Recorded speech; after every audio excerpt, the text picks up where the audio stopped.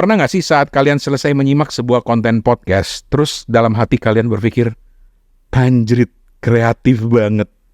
Assalamualaikum, gua Rane Hafid dan lo baru aja mulai dengerin bagian kedua dari Storytelling 101 di Suarane Podcast. Yang kali ini kita akan mencoba membahas mengenai inspirasi dan kreativitas. Oke, lu yang rajin dengerin podcast ini mungkin udah bosen ya dengan istilah yang sering banget gua pakai, yaitu kreatif. Maksudnya kreatif itu gini, gue percaya kreativitas itu lahir dari keterbatasan, entah keterbatasan pengetahuan, pemahaman, keterbatasan alat gitu. Pokoknya kere tapi aktif. Di sisi lain, lo juga harus aktif untuk mencari celah di antara keterbatasan itu, dan gak jarang lo bakal menghasilkan sesuatu yang keren. Keren, kere, tapi aktif, kreatif. Garing gak sih? Tapi itu istilah yang sering banget gue pakai, dan gue tuh makin yakin dengan istilah kreatif ini gara-gara beberapa hari ini gue lagi asik baca satu buku bagus karya Rick Rubin. Rick Rubin itu, buat yang gak kenal, adalah salah satu produser musik paling legendaris di Amerika kalau menurut gue ya. Selegendaris apa? Selegendaris dialah yang memoles musisi-musisi terkenal. Terkenal apa? Beastie Boys, Run DMC, masih nggak kenal ya? Terlalu tua ya? Oke, Adele masih kenal dong. Dia juga yang banyak memoles Red Hot Chili Peppers, Aerosmith, Linkin Park, Rage Against the Machine, Metallica, dan lain sebagainya. Nah, si Rick Rubin ini baru-baru ini nerbitin buku. Ini baru tahun awal 2003 ini. Dia menerbitkan buku berjudul Creative Act, A Way of Being. Dan dari judulnya aja udah ketahuan ya, dia membahas soal kreativitas. Tapi dasar emang orang yang nyentrik, dia tuh menulisnya dengan gaya yang unik, yang dalam, agak-agak filosofis, tapi bikin gue bergumam, anjrit, kreatif banget. Nah, ini nanti akan gue bahas ya bersama teman-teman di podcast Kepo Buku. Udah dengerin podcast Kepo Buku? Kalau belum, pause dulu podcast ini, pause dulu, baru cari Kepo Buku, terus subscribe, di follow. Kalau udah, yuk kita lanjut lagi. Jadi gini, teman-teman, keyakinan gue akan prinsip kreatif ini menemukan pembenarannya di bukunya Rick Rubin ini, Creative Act, A Way of Being. Ada satu prinsip yang disebut di buku itu yang disebut sebagai beginner's mind atau pola pikir pemula. Ini diambil dari prinsip Zen Buddhis di Jepang yang namanya Shushin. Shushin ini artinya memiliki sikap terbuka, memiliki rasa ingin tahu, keinginan untuk melepaskan diri dari pengalaman atau pengetahuan yang selama ini kita punya demi membuka kemungkinan ke berbagai ide-ide baru. Nah, apa hubungannya dengan storytelling? Sabar. Lanjutin dikit dulu. Jadi gini, ada kecenderungan teman-teman, semakin kita dewasa, semakin kita percaya bahwa pengetahuan atau pengalaman itu adalah kunci dari kreativitas. Padahal gue yakin dan gue percaya bahwa itu justru membatasi kita. Atau kalau mengutip di bukunya Rick Rubin itu, dia bilang hal yang mustahil, hal yang impossible, the impossible, itu justru muncul karena pengalaman tidak membatasi kita. Kalau dikutip dari bukunya dia bilang gini, there is a great power in not knowing. Intinya sih ada sebuah kekuatan besar dari ketidaktahuan kita dan bisa jadi itu menghasilkan sesuatu yang dipandang orang sebagai anjrit, kreatif banget. Makanya dalam berbagai kesempatan ngasih training atau ngajar tentang podcasting dan storytelling ke teman-teman konten kreator, teman-teman podcaster, gue tuh selalu bilang begini. Ini kalau gue lagi ngajar di kelas pemula ya, gue selalu bilang begini. Ada satu hal yang bisa membuat kalian, para pemula ini, bersaing dengan para konten kreator yang sudah besar, yang sudah terkenal, followernya puluhan juta, dan duitnya juga berjibun. Modal apa itu? Kreativitas. Oke, sekarang kita masuk ke storytelling. Lo masih dengerin Suarane Podcast di edisi kedua Storytelling 101. Ini masih terkait dengan kreativitas sebenarnya. Lebih khususnya lagi, gimana sih kita bisa dapetin inspirasi yang kreatif? Inspirasi ide yang bisa lo kembangkan jadi sebuah cerita. Cerita yang lain daripada yang lain, cerita yang unik. Buat apa? Tentu saja supaya menarik perhatian orang, supaya menarik perhatian audiens kalian. Jadi bercerita itu gampang. Gue yakin banget bercerita itu gampang.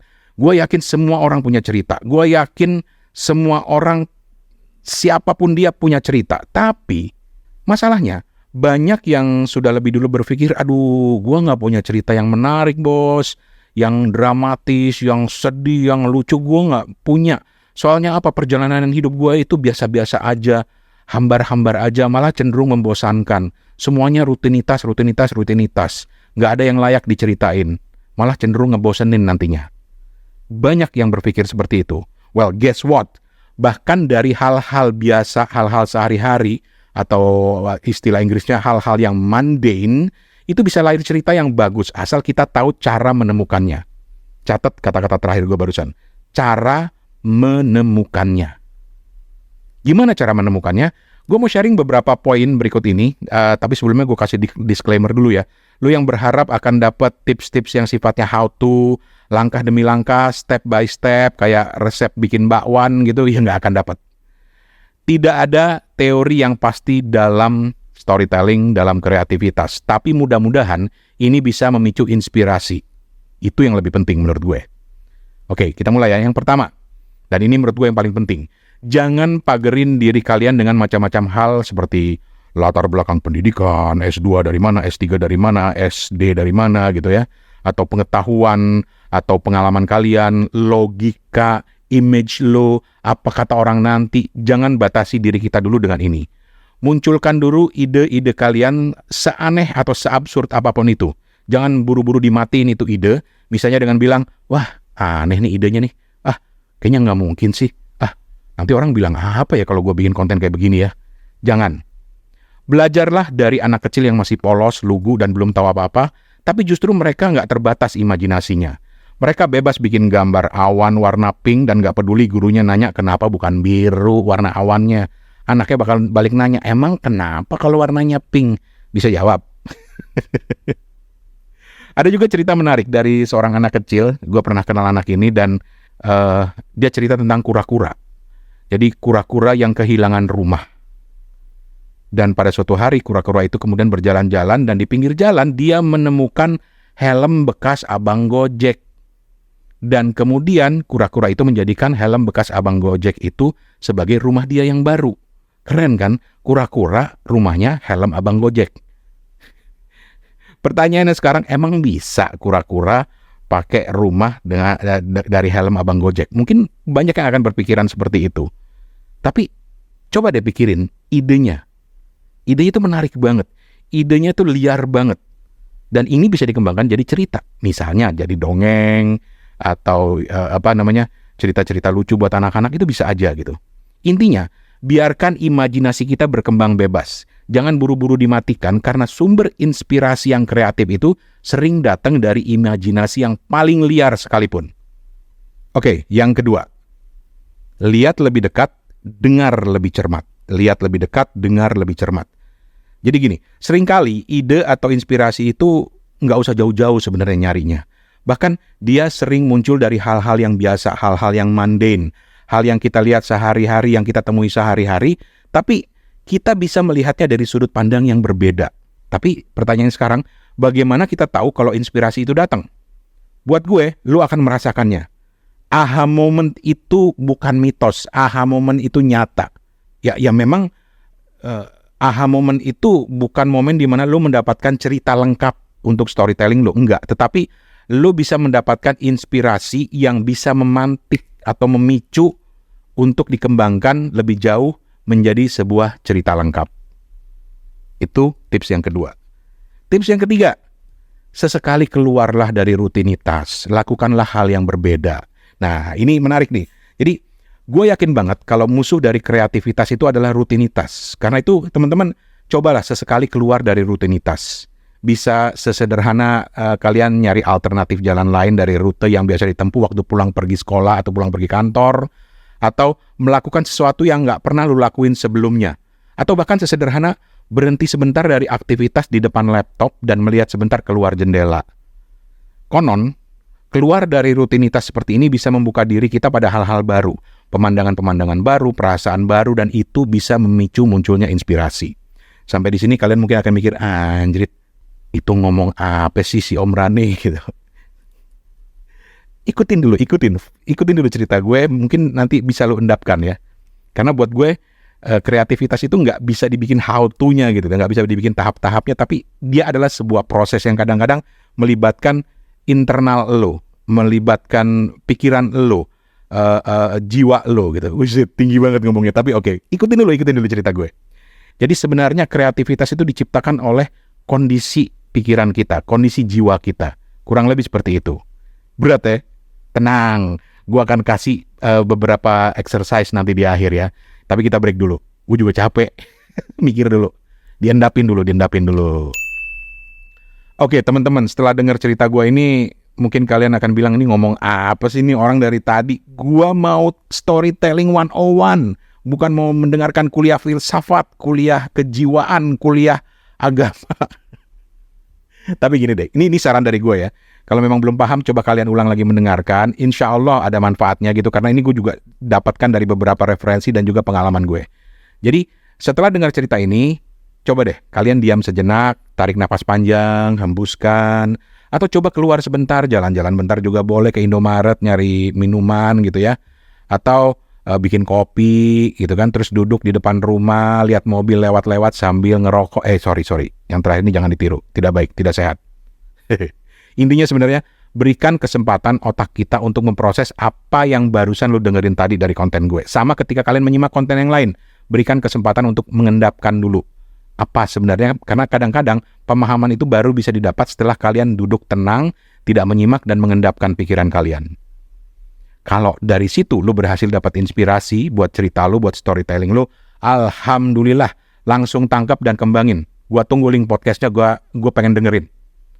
Atau, kalau kalian masih menganggap apa yang gue ceritain ini terlalu absurd, terlalu mengawang-awang, terlalu sok filosofis, dan kalian masih butuh contoh pemicu inspirasi yang lebih nyata, coba satu latihan ini. Ini latihan yang sering gue kasih di banyak kesempatan training storytelling dan kreativitas. Malah sebenarnya saat gue lagi ngerekam ini, gue lagi ada di Palangkaraya, teman-teman.